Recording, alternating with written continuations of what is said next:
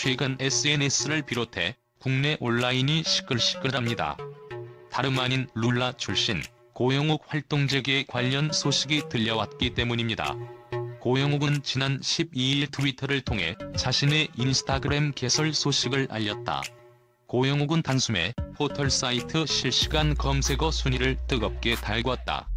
성범죄자의 복귀라니 그 누구라도 놀라고 남을 일이다. 고영욱은 1976년생으로 대한민국의 성범죄자. 룰라의 전 멤버로서 1990년대 가요계에서 또 신정환, 박재훈과 함께 2000에서 2010년대 초반 예능계에서 큰 인기를 얻고 엄청난 활약을 했으나 미성년자 성범죄 혐의로 인해 완전히 몰락함과 동시에 룰라는 물론 연예계에서도 퇴출당한 인물입니다. 추가로 2015년 7월 10일까지 교도소에서 복역했으며 법무부로부터 대한민국 남자 연예인 최초 전자발찌 착용 명령을 받은 인물이라는 불명예를 얻었습니다. 고영욱은 2011년 예능 페이스가 가장 좋았던 A급 예능인으로 예능 프로에 자주 출연하고 있었고 나올 때마다 빵빵 터뜨렸었습니다. 약간 투수 같은 방식으로 예능을 했었습니다. 순간순간 받아치거나 다재다능함으로 승부하는 것이 아니라 자기의 트레이드마크, 주옥과 같은 유행어 몇 개를 돌려 쓰면서 필요할 때마다 웃음을 주는 편이었습니다. 그때까지만 해도 잘 나갔었는데 그 이후 갑자기 엄청난 사고를 치게 됩니다. 2013년 고영욱은 범죄 당시 14세 2명, 19세 1명의 미성년자에게 5차례의 성폭행 및 성추행을 저질러 징역 2년 6월을 선고받았습니다. 사건 정황은 다음과 같은데 가장 먼저 2010년 12월 고영욱은 홍대 근처에서 당시 14세이던 중학생 A양을 만났고 여기서 고영욱은 자신이 연예인임을 밝히고 A양과 만났습니다. 그는 보는 눈이 많다면서 A양을 자신의 오피스텔로 데려왔고 여기서 술을 먹이고 A양을 2번이나 성폭행했습니다. 그의 충격적인 행동은 여기서 끝이 아니었습니다. 2012년에는 당시 고등학교 3학년이었던 모델 지망생 B씨와 함께 케이블 방송 프로그램을 진행하고 있었던 고영욱은 방송 관계자에게 비양의 연락처를 받아 2012년 3월 30일 B씨를 합정역으로 불렀습니다.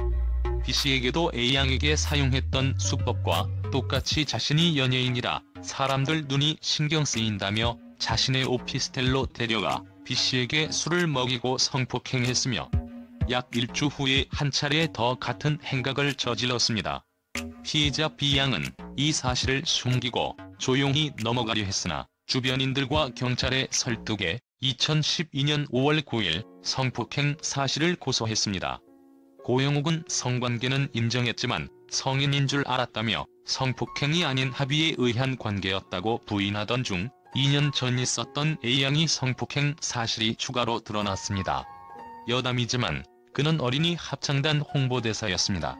이로 인해 모든 지상파, 케이블 방송, 종편까지 모든 곳들에서 출연금지 연예인 명단에 올린 것은 물론 당시 출연 중이던 엠넷의 음악의 신에서도 하차했습니다. 거기에 법정까지 오르지는 않았지만 다른 여성 2명도 미성년자 시절 성폭행을 당했다고 주장했습니다. 헌데 고영욱은 고소까지 당했음에도 정신을 못 차렸는지 2012년 12월 1일 홍은동 근처에서 14세 C양에게 접근한 후에 자신의 정체를 숨기고 연락처를 교환한 뒤 자신의 승용차인 BMW 안으로 유인하여 C양을 또 성추행했습니다. 결국 C양은 13년 1월 3일 경찰에 고영욱의 성추행 사실을 알렸고 결국 고영욱은 또 경찰 조사를 받게 되었습니다. 덕분에 고영욱의 이미지는 그야말로 단순한 양아치 기믹을 넘어서 완전히 나락으로 떨어졌습니다. 그 당시 양아치는 진짜 부정적인 별명이 아니라 그냥 드립 정도였습니다. 결국 일주일 뒤인 2013년 1월 10일 검찰은 고영욱이 증거인멸 및 도주할 것을 우려해서 사전 구속영장을 법원에 청구했고 법원이 이를 받아들여서 고영욱은 구속되었습니다. 이런 상황인데도 고영욱은 2월 14일 자기사로 B씨와 합의하에 성관계를 했다고 주장함으로 인해 더 이상 대한민국 사회에서 얼굴을 들고 다니는 것조차 힘들게 되었습니다.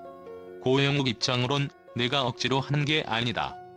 나도 생각이 있고 서로 사랑해서 한 것이라고 되도 않는 변명으로 회피하고 싶었을 것으로 보이나 이미 성난 여론은 이성범죄자를 하루빨리 감옥에 넣고 전자발찌를 채우는 것을 원하고 있었습니다. 그렇게 고영욱은 구속되어서 재판을 받았고 2013년 4월 10일 1심인 서울 서부중앙지법에서 징역 5년, 정보공개 7년, 전자발찌 부착 10년을 선고받았습니다.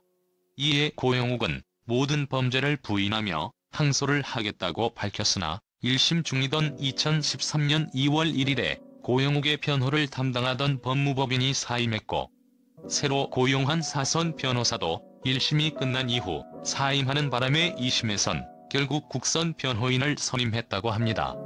그제야 고영욱도 아차 싶었는지 2심에서는 전략을 바꿔서 일부 성추행 혐의만 인정하면서 양형이 부당하다는 주장을 펼쳤으나 2심에서도 성폭행 성추행 혐의가 모조리 인정되었습니다.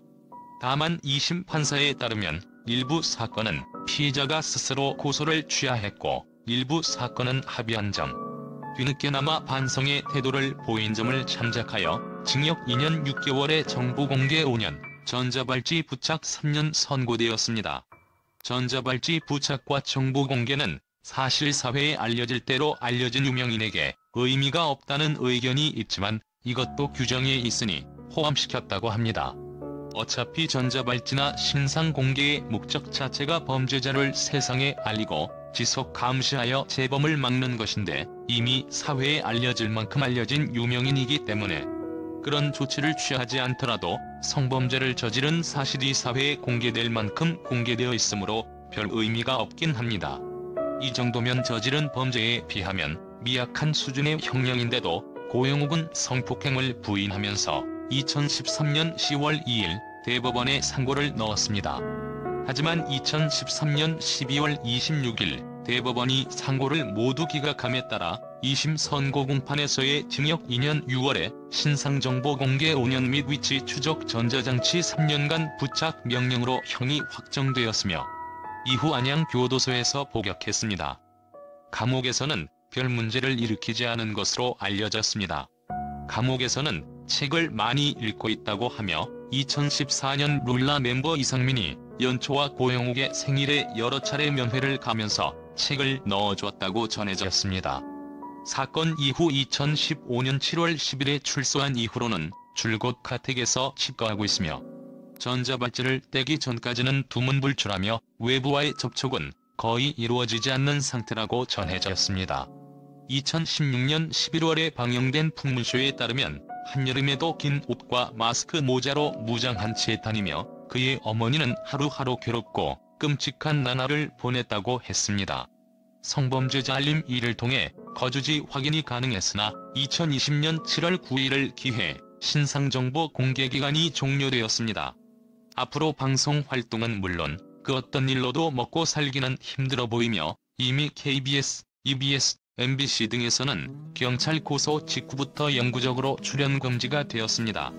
그 외에도 그의 범죄 이후로는 KBS, EBS, MBC 등은 물론 공식적인 출연 금지 제도가 없는 SBS나 케이블 방송사인 TVN, 문넷 등 전국의 모든 방송국에서는 룰라 자료 화면이 나올 때면 얼굴이나 아예 화면 전체를 모자이크 처리하여 내보내고 있고 아는 형님에서 이훈기가 고영욱을 언급하자 이상민이 그 이름은 입 밖에 내지도 마 라고 제지를 하기도 했으며 SNL 코리아에서 이상민과 체리나 김지연 등 다른 멤버들은 이름 석자를 대놓고 다 말하는데 그의 경우에는 성밖에 못 말한다든가 등 이름 석자조차도 그놈 등으로 돌려 말한다든가 삐처리하거나 출연진이나 제작진들이 고씨 이상을 못 말하게 하는 등 그의 존재 자체가 볼드모트 취급을 받고 있습니다.